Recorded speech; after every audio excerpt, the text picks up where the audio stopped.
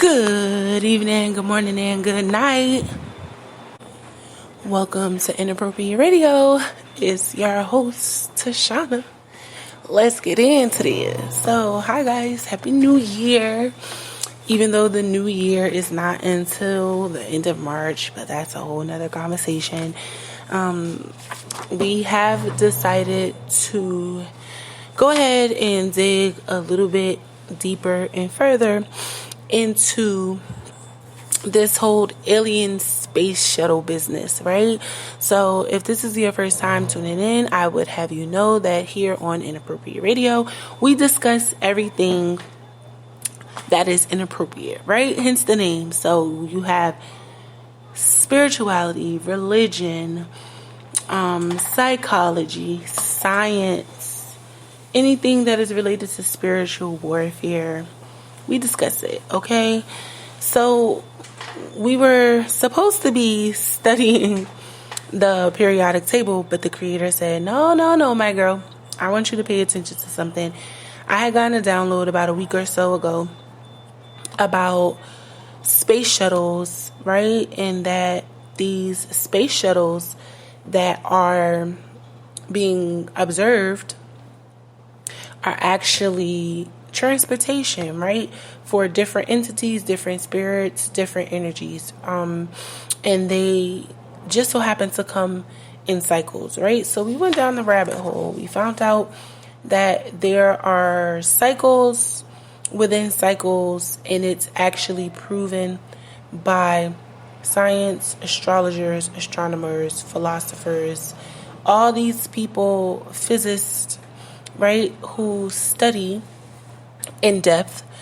They have proven that these cycles actually do exist. So we've gone over a ton, right? So with the grandfather of them all being the cosmic year or the cosmic cycle, ranging from 225 to 250 million years, okay?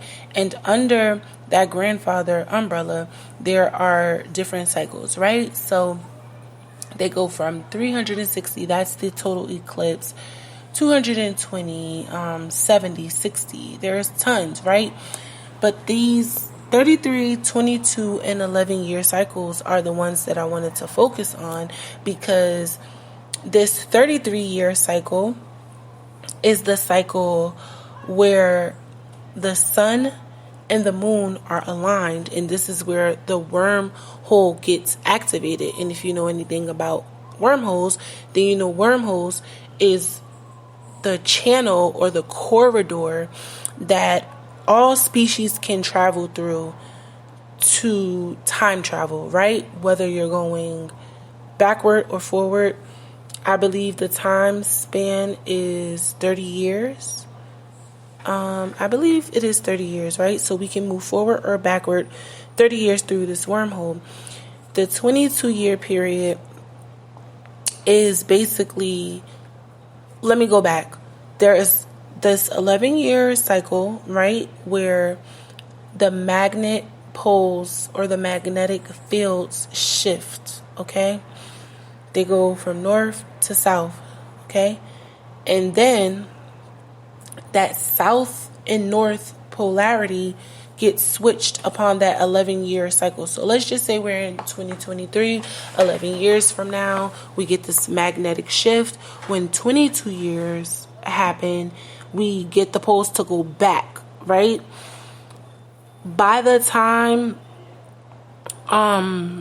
this 33-year period comes, that is basically finishing off the 11 and the 22-year cycles, and it allows the sun and the moon to be aligned, okay?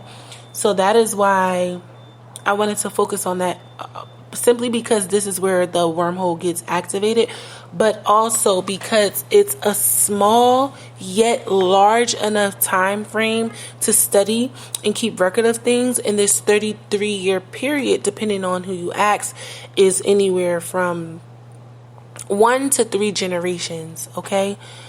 So that's really important for where this conversation is going. But before we moved forward, I wanted to first say that inventions will be added to the dialogue, okay? We have stated that we are going to take the dates, right, of the sightings of these spacecrafts, or the reported dates, rather, along with the interactions that people have reported to have had with aliens, and compare them to birth and death dates of important figures. Influential, doesn't matter if they're political, if they're scientists, if they're entertainers, it doesn't matter. Anyone who has had a great deal of influence on people in different areas at one time, okay, and have left a mark. Traumatic weather events, okay, those also have locations, and we're going to use the location of these dramatic weather events and more so tune into the coordinates, okay, not the location like itself. Yes, the location itself, but more so we're using the coordinates, okay, and we're comparing those numbers to the dates that these UFO spacecrafts have been reported, okay. We have a few things that we wanted to focus on, but it's important for us to look at, some of the different numbers and compare them, see the similarities, the differences. Also, we're going to be looking at what bills have been written in and by whom, okay?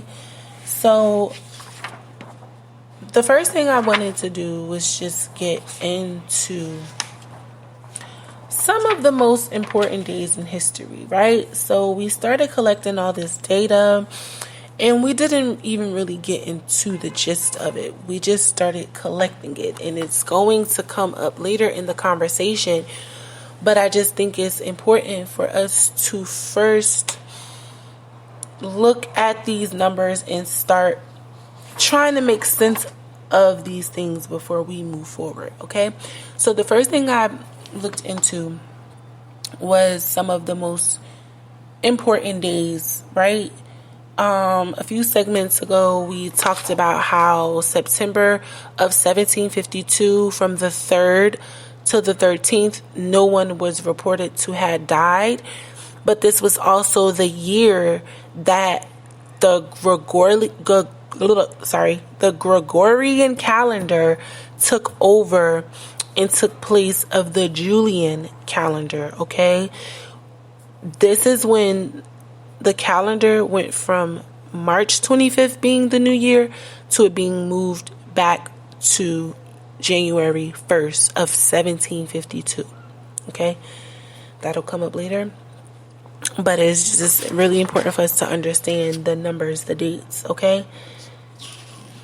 Now, why that is important is because no one was reported to have died, and this is the year that the calendar was changed. So that's really important, okay? This is how we calculate our days, our months, our time, okay? So this essentially means that everything we considered to be on our timeline was shifted during the year of 1752.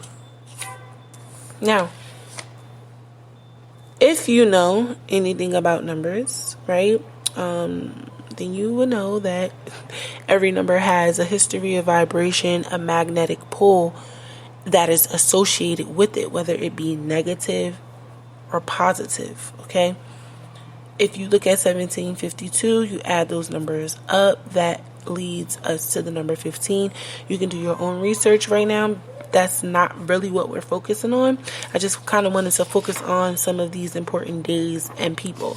So when I looked up some of the important days, January 23rd of 1556, okay, is when China had this earthquake that killed 830,000 people. So that was up to date from 1556, the day that the most people died in one day.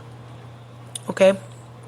September 8th, 1900, we had the Galveston, Texas hurricane. It was a category 4. Okay? And then I started digging a little bit deeper. So we came across the rare birthdays and all of that good stuff, and I just wanted to go into that because these are numbers that are very important. So people are reported to die the most on the day after Christmas itself, or New Year's Day. Okay? The most people are reported to have died in January, and the least September. Okay? Now, why that's striking me as important and standing out is because September is the month where people have the most birthdays. So, as well as people are dying, they're being born, okay, in September. Which is also really funny because that's like kind of like the beginning of the fall equinox. Okay, this is pretty much 75% through the transition of the year. So I think that is important. Let's keep that in mind as well. Now, internationally, there are 130 to 140 million babies born yearly, right? On a daily, this is internationally, 385,000 babies born, and 10,000, almost 11,000 of them are born in the U.S., okay?